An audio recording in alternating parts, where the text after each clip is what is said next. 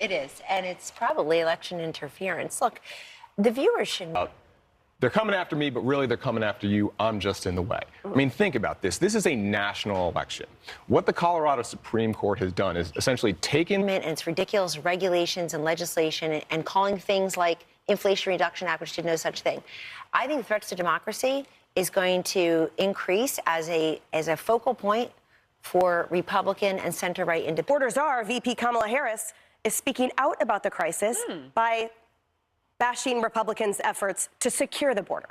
Watch. Yeah, behind the word salad and robotic halting, stilting, the only message I want that time back.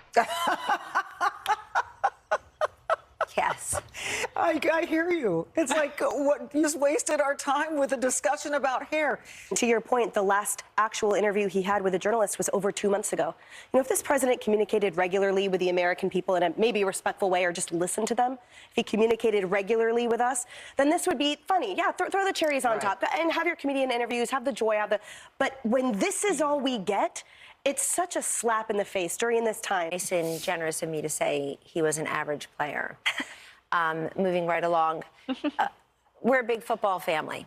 My 14 and 15-year-old daughters know every rule, every player, every commentator. It's a big part of our Sundays. And I like the fact that they're learning football, even though girls aren't supposed to, quote unquote.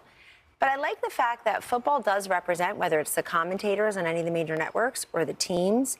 Hire him, because who would hire somebody who put out a tweet like that? So if that was his resume... Yeah, sounds like remember, as a Steeler, he's sort of resurrecting the Raiders' arguments from the Immaculate Reception. Yeah, that wasn't a reception. Yeah. Just kidding. All right, we're outnumbered in just a moment.